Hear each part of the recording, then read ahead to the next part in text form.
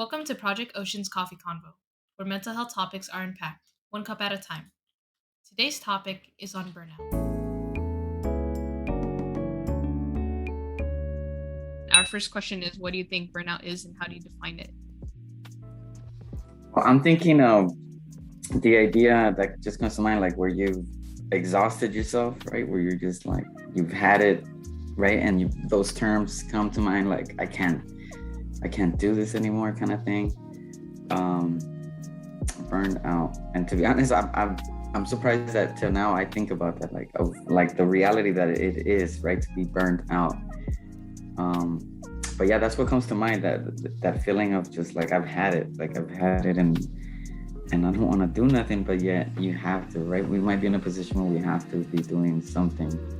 But yeah, that's what comes to mind for me. Thank you, Alex, for sharing. I think I'll share an experience too, or I guess I'll answer this question. I think burnout is something you realize that's like a cyclical cycle. I always like to recognize burnout as a pattern. So when I'm feeling burnout, I feel that it's not just like a singular time where I'm feeling tired, but I'm often feeling tired. And it's not like a single time where I feel like giving up. It's like often I kind of feel that sense of kind of just giving up and going through the motions.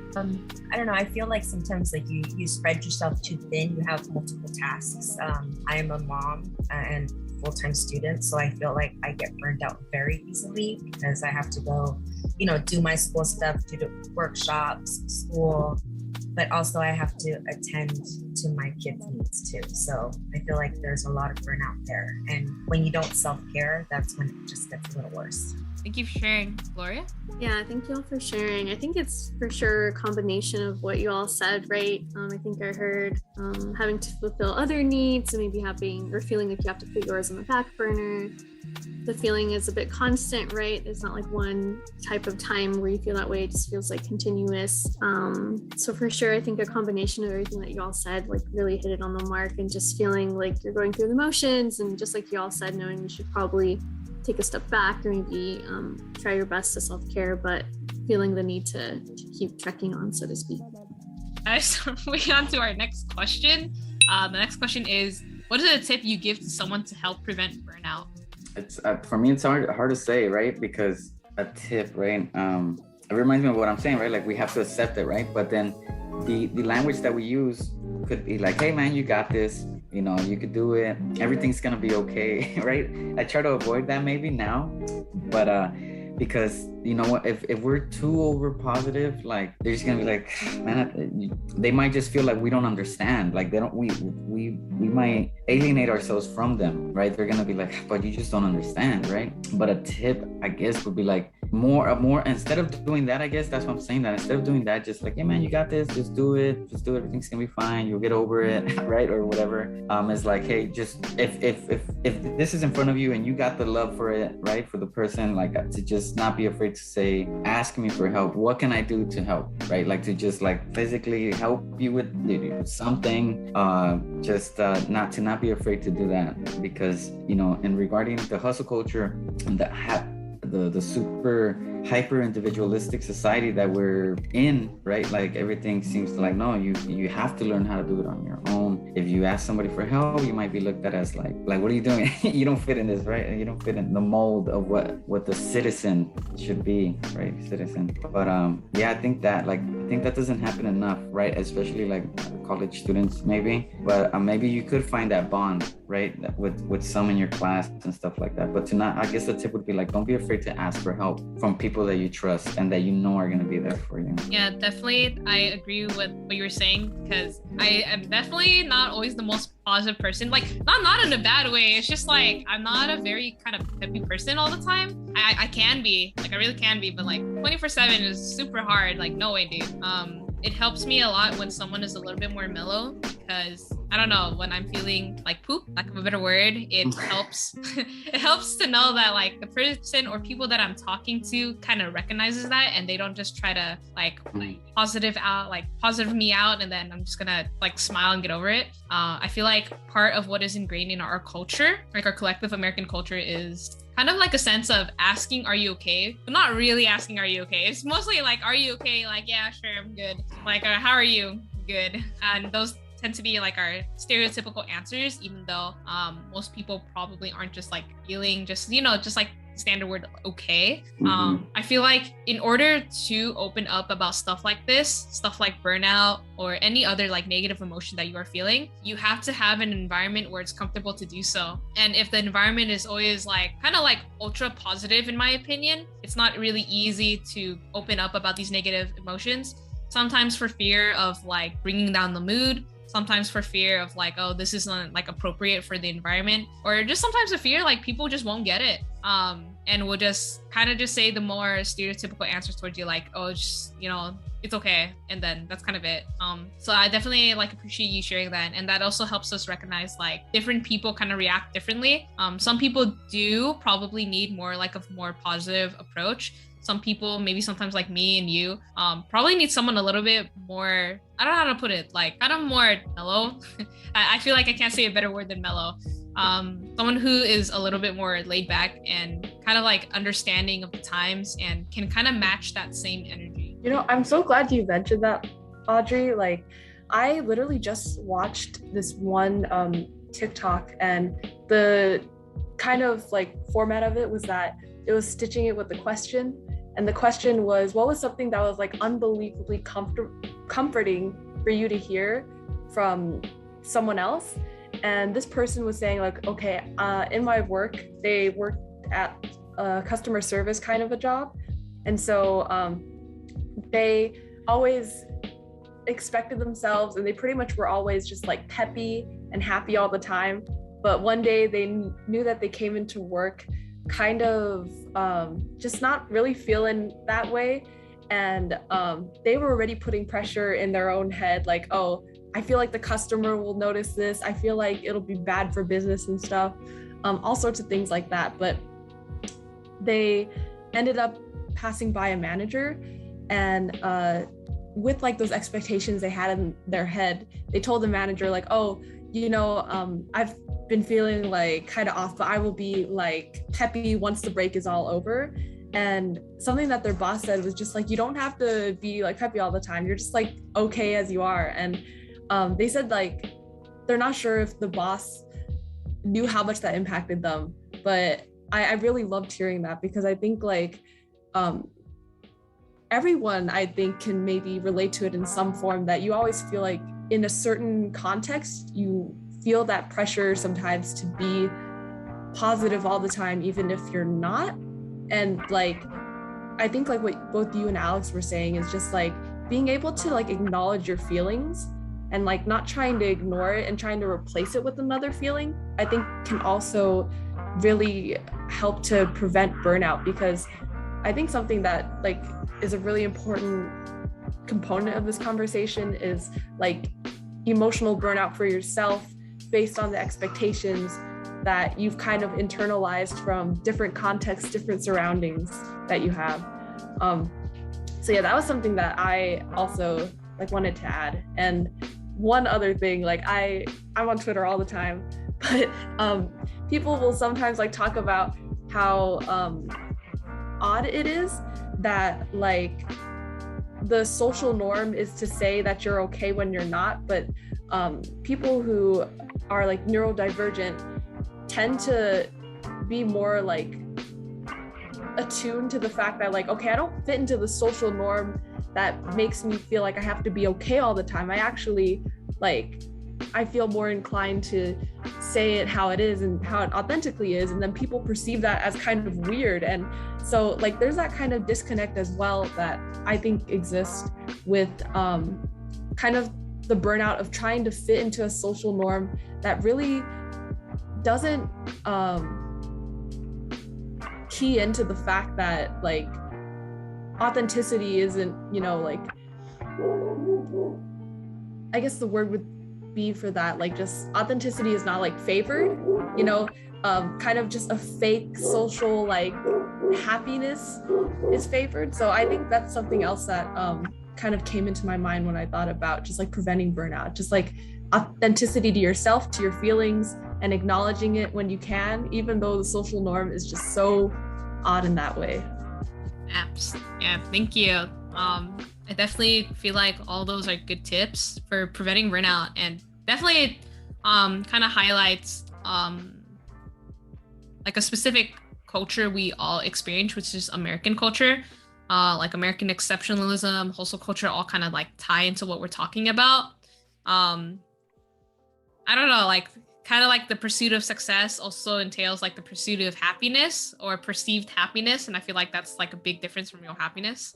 And I feel like another way to prevent burnout kind of goes along with being authentic to yourself is just reminding yourself every day that you are a human being and that it is okay to experience whatever you are feeling, whether that emotion is positive, negative, neutral, whatever.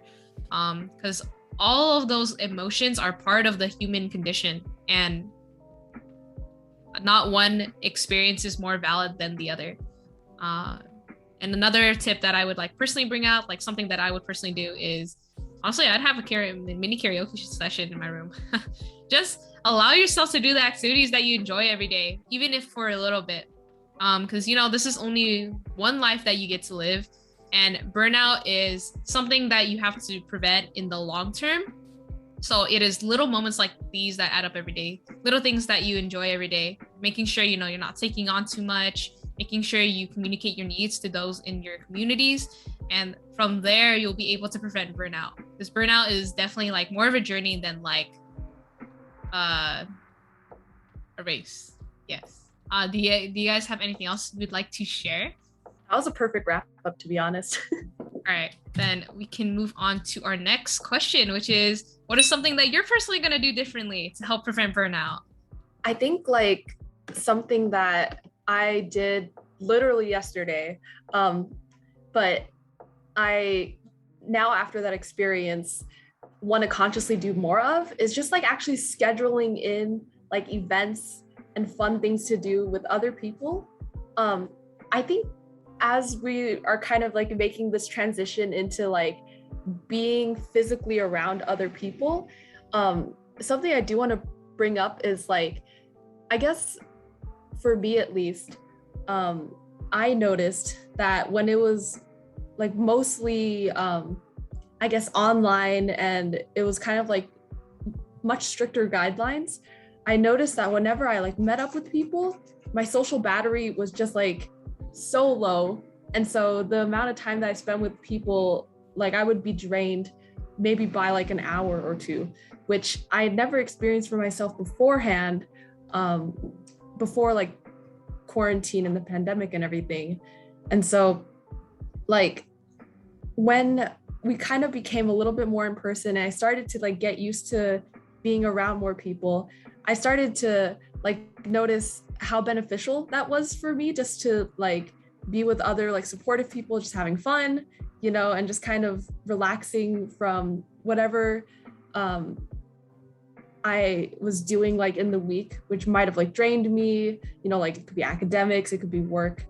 But just to kind of get to my point, I think like what I realized yesterday with my hangout, it was just really nice for me to just kind of like sit aside and really put other things on hold for a little bit. And just knowing that, you know, you're like in the company of someone else, I think that like that was kind of really important for me. And it's something that was really refreshing, put me like in a better mood afterwards. And it's something I like want to continue to kind of put into my just daily life, is just being able to schedule that time. If I want to do it alone, I could do that. If I want to do it with someone else, I can do that. But just like doing that self-care. What I plan on doing differently kind of ties into what you're talking about. Like self-care, just making sure that I have time to do the things I enjoy and stuff, but also like community care. I feel like the best way for me to stop burnout is to open up about it. Sometimes in settings like these, in small group sessions, sometimes just by letting those I'm close to know. I was totally gonna sneeze. All right. Yeah, I feel like community care is what helps me the most, because if my friends know what's going on with me, then they know how to approach me a little bit better, and probably kind of help talk with me. And I feel like venting about my problems, venting about like what I'm going through, like why am I experiencing burnout, and they like kind of like creating that environment where they can like ask me questions and kind of help me figure out like what's going on with myself, would definitely help me a lot more, because then I recognize that not only am I experiencing burnout, but that it's okay for me to experience burnout. And if my friends know, then they're able to help me, and they're truly my friends, and we could talk about it and it would be okay. Yeah, I'm listening to just know what to do for myself, right?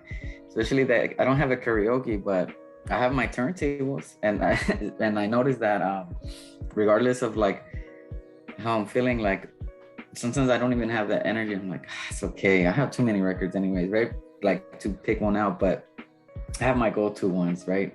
But I noticed that when I drop the needle on the records, like it's like a automatic, like it just helps me, right? Like, so when you mentioned the karaoke, I was like, you know what? The turntables do that for me, right?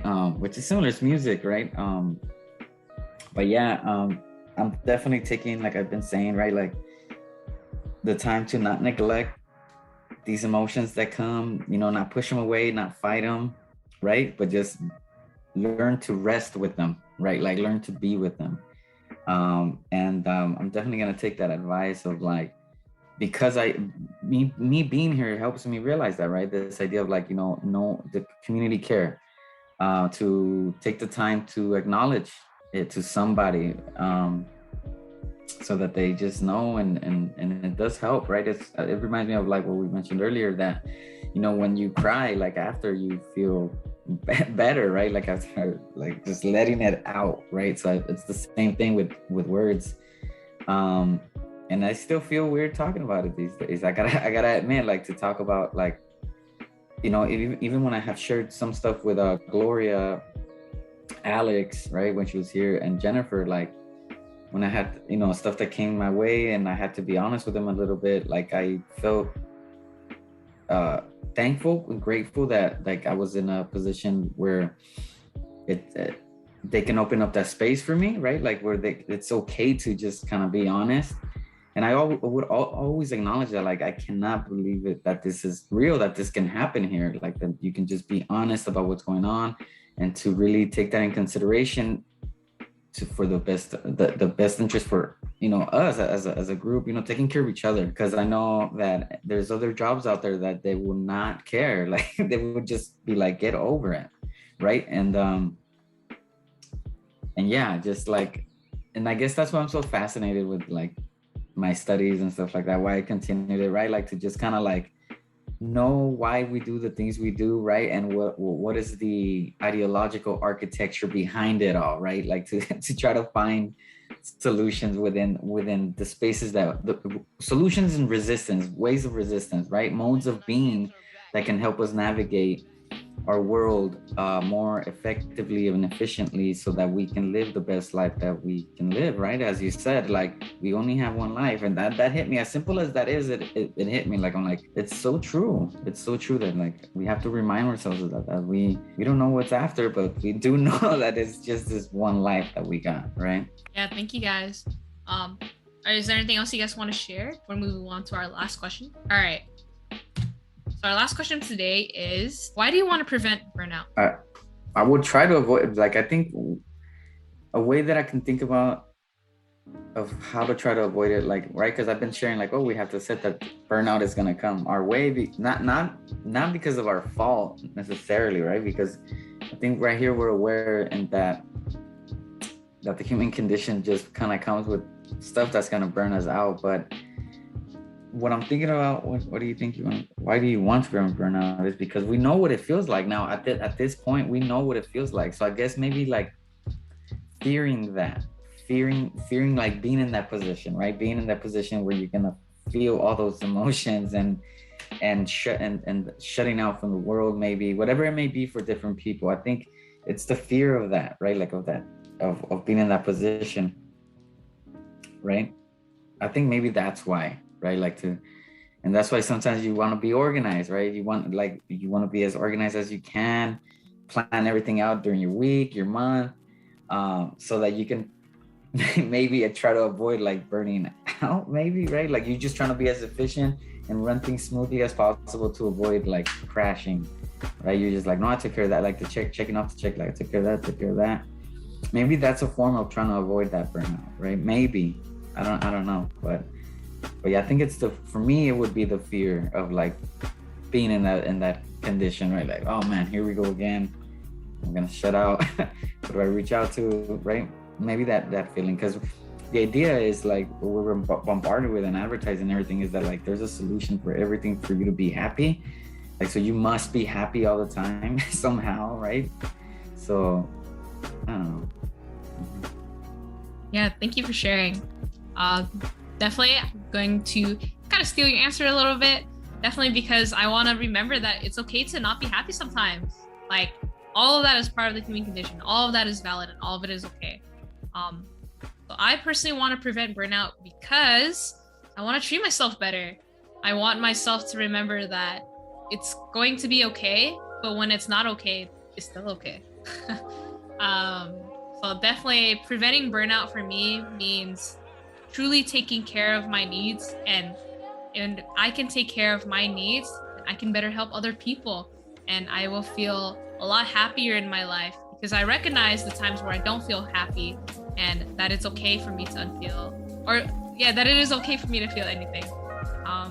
And I really believe if you want to help other people in your life, you also have to help yourself. You have to take care of yourself, and you only have one body, one mind, and your mind is extremely powerful. Yeah, that was really well said, Audrey. Honestly, I don't even know if I have too much more to add, but like it really reminded me of like what we say in our presentation for QPR about just not pouring from an empty cup, you know, being able to take care of yourself when you have kind of tough conversations with others.